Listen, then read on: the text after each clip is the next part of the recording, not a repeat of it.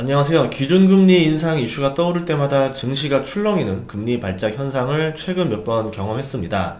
그래서 금리가 인상되면 증시가 하락하는 거 아니냐 이런 우려가 있는데 쉽게 설명하자면 이게 상황마다 달라요.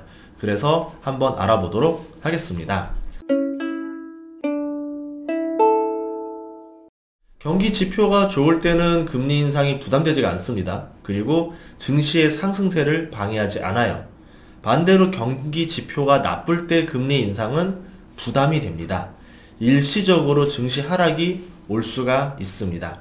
하지만 장기 투자자 입장에서 이런들 저런들 큰 상관은 없다라고 생각을 해요. 제가 예를 들어 볼게요. 여러분들 헬스장 많이 가시죠? 헬스장 가서 코치한테 1대1 PT를 받는다는 생각을 해볼게요. 50kg 역기를 들고 운동을 하는데 코치가 무게 25kg을 더 추가합니다.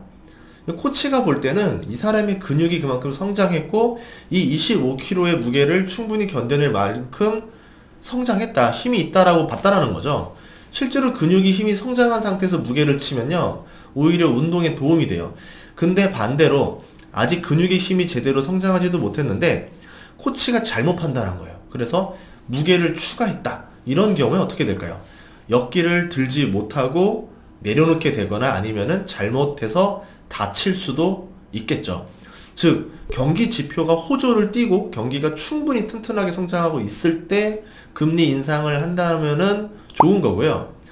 그렇지 않다라고 하면은 경기에 충격이 갈 수도 있다라는 거죠. 그래서 우리가 뉴스에서 실업률, 고용지표, 경제성장률, 물가상승률 이런 것들을 보도하는 이유도 지금 금리 인상의 근거로 활용되는지를 우리가 보기 위해서라는 거죠.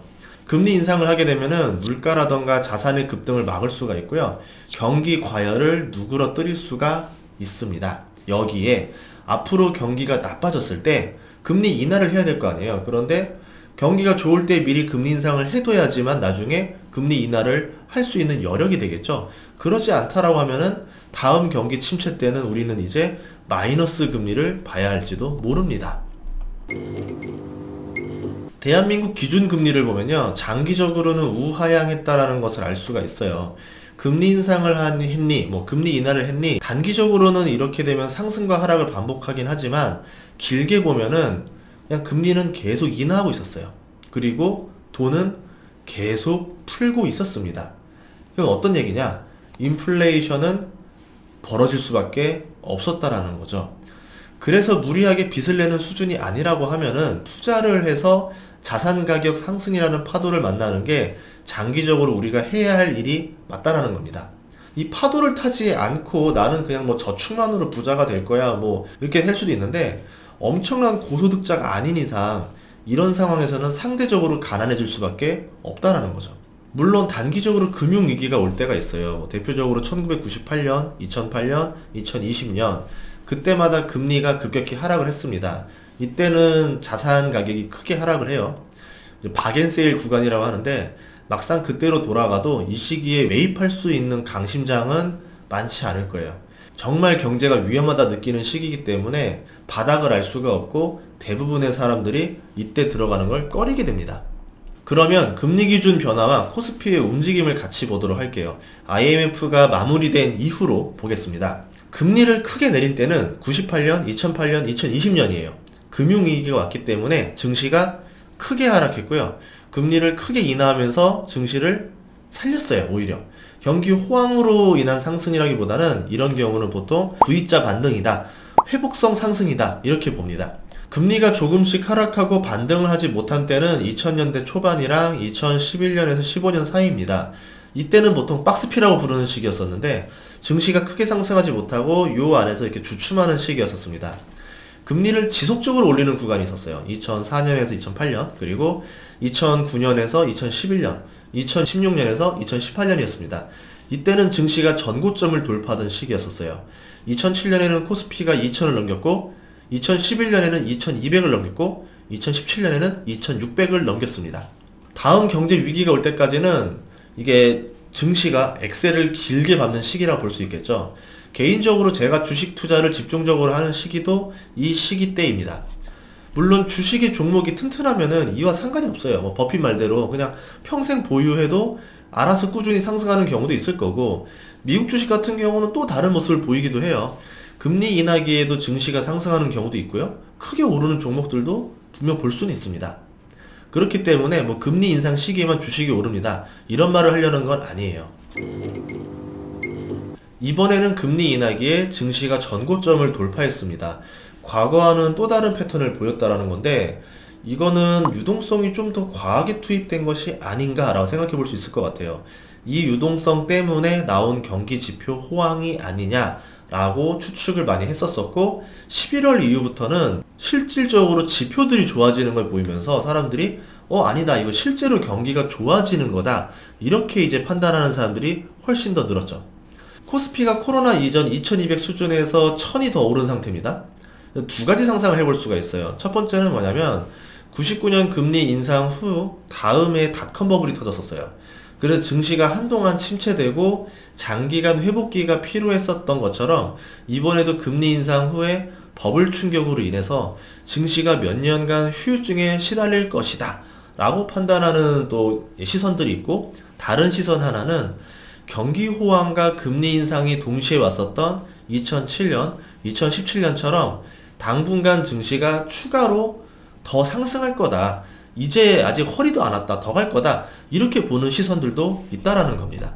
전자든 후자든 간에 금리가 인상해도 버블 충격이 오기 전까지는 더 상승하지 않겠냐라고 본다라는 거죠. 그 기간이 얼마인지는 예측하기가 어렵긴 해요. 경기 민감주들이 지금 현재 이익이 빠르게 좋아지고 있고요. 부동산 경기도 같이 호황이 온 상태인데, 이 열기를 끌 수 있을 만한 지금 큰 충격이 보이지가 않죠. 그런 게 나타나지 않는 한은 상승하지 않겠냐, 이렇게 보고 있는 거고요. 금리 인상은 그런 충격을 줄 정도의 큰 악재는 아니다 라고 보는 시선들이 많다라는 겁니다. 글로벌 금융위기, 유럽위기, 차이나 쇼크, 미중 무역 전쟁, 코로나 위기 같은 대형 악재가 터져야지만 지금의 이 경기 호황 장세, 이 열기에 찬물을 씌우지 않겠는가, 이렇게 본다라는 거죠. 물론 리스크는 산재해 있어요. 지금 테이퍼링도 있고 금리 인상도 있고 부채도 있고 재정적자, 좀비 기업 등 여러 이유들이 존재하는데, 이에 대한 문제를 지금은 해결하고 싶어 하지 않는 거 아니냐라고 볼 것 같아요. 왜 그러냐? 중국은 내년 2월에 동계올림픽이고요.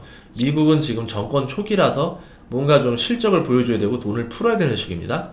인도는 지금 중국을 대체하려고 인프라를 빠르게 늘리고 있어요. 또한 친환경 기조로 인해서 새로운 산업이 지금 태동하고 있습니다. 문제는 지금 각 국가들이 잠시 이걸 모른 채 하고 자국의 지금 경기 지표를 다듬는 게 먼저이기 때문에 우선은 이걸 먼저 다듬고 그 문제는 나중에 생각하자, 이렇게 판단하지 않을까라는 시선들도 있다라는 겁니다. 마지막으로 기준금리랑 코스피랑 부동산의 관계도 한번 섞어볼 건데요. 부동산 중에서는 서울 아파트 매매 가격 등락률을 제가 지표로 썼습니다. 2000년대 중반에는 금리 상승, 증시 상승, 부동산 상승이 모두 이어지던 해였었어요. 미국은 돈을 풀었고 부동산 투기가 벌어지던 시기였었습니다. 중국은 WTO 가입 이후에 세계의 공장이 돼가지고 자본이 몰리고 경기가 활성화되던 시절이었었죠. 한마디로 미국과 중국이라는 양 엔진이 풀가동되면서 자산 버블이 형성되던 시기였었다. 금리 인상으로 브레이크를 계속 밟았지만 이 경기의 열기를 끌 수가 없었다라는 거죠. 2009년부터 2011년은 금리와 증시는 상승했는데 서울 아파트는 상승하지 못했습니다. 2013년부터는 증시와 부동산은 서서히 상승을 했었고 2015년 12월에 미국이 금리를 올립니다. 그런데 한국은 오히려 2016년에 금리를 내려버려요. 2016년부터 세계 경제가 호황으로 가는데 금리를 내려주니까 이보다 투자하기 좋은 시절이 어디 있겠어요. 대표적으로 저금리 수혜인 전세가격. 전세가격이 상승을 해버립니다. 그리고 갭투자가 이것을 이용해서 큰 돈을 벌었었죠. 증시도 좋았었고 이때게 뭐 전세계 증시라던가 부동산 다 좋았던 시기였기 때문에 이때 뭐 아무거나 투자해도 성공 확률이 굉장히 높았던 시기였긴 해요. 그러다가 2018년부터 미중 무역 분쟁이 본격화되면서 증시는 가라앉게 되죠. 그러면 결론을 이제 내려보도록 하겠습니다. 결론을 내리자면 금리 인상을 두려워할 이유가 없다라는 겁니다. 2015년 말에 미국이 금리 인상을 시작했던 시기가 오히려 당시 코스피의 가장 저점이었습니다. 그때 코스피가 1835의 저점이었었는데 2년 만에 2600까지 도달했었죠. 이렇듯이 역설적으로 금리 인상기에는 증시가 사상 최고치를 기록했었었다. 부동산도 같이 상승하는 경우가 많았었다. 그렇다는 것은 금리 인상을 한다라는 것 자체가 경기 지표가 좋다라는 뜻이다. 이렇게 해석할 수 있다라는 겁니다. 그리고 금리 인상을 조금씩 2년 이상 길게 가는 경우에는 자산 버블이 일어났었다라는 점. 반대로 이야기하자면은 이 시기에 자산을 가진 사람이랑 못 가진 사람의 격차가 벌어지는 시기라는 점이죠. 상황이 좀 어떻게 될지 조금 더 지켜봐야 되겠지만 과거의 사례를 봤을 때 금리 인상을 꼭 두려워할 이유는 없다라는 거를 알려드리고자 이렇게 영상을 찍었습니다. 우리가 두려워해야 할 거는요, 금리 인상의 시작이 아니라 금리 인상의 끝입니다. 우리가 정확히 알아야지만 투자에 올바른 판단을 할 수 있을 겁니다. 여러분의 투자를 응원합니다.